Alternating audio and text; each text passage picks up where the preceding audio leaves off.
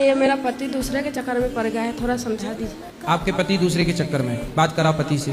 राधे राधे गुरु जी। क्या नाम है पति? ललन कुमार जी। तो भैया काहे किसके चक्कर में पड़े हो? गुरु जी पहले बात करते थे, अब तो नहीं कर रहे हैं बात। अब नहीं करते? नहीं सर। तो कौन थी वो? कौन थी? गांव की थी। लड़की थी कि महिला, मतलब शादीशुदा? शादीशुदा थे। तो उसका पति उससे बात नहीं करता था क्या? करते थे। हो गया। दोनों पति पत्नी के बीच में तुम्हें क्यों घुसना है? जब वो अपना पति पत्नी बातचीत कर रहे थे, प्यार से थे, तो तुम दूसरे की औरत को क्यों सेट कर रहे हो?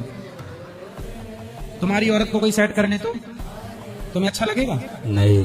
फिर तुम्हारी पत्नी को कोई दूसरा पुरुष अपने वश में कर ले, आपको अच्छा लगेगा? नहीं। तो आप दूसरे की पत्नी को क्यों अपने चक्कर में फंसा रहे हो?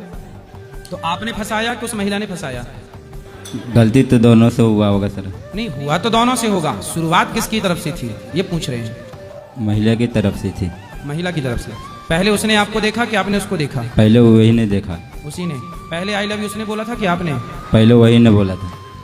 उसने आपने उसको बोलना था कि तेरा पति तेरे को, तू पति को काहे नहीं बोलती आई लव यू?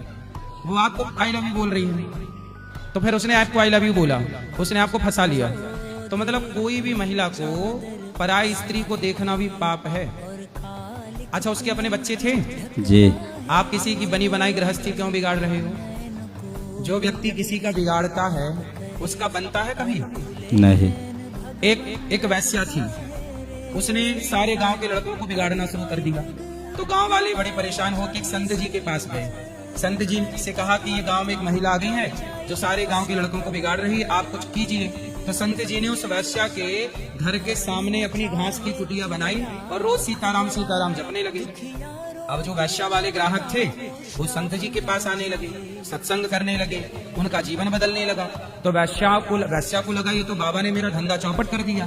तो वैश्या ने अपने यार से कहा कि जाओ बाबा की कुटिया में आग लगा दो, जल जाएगी तो भाग जाएगा।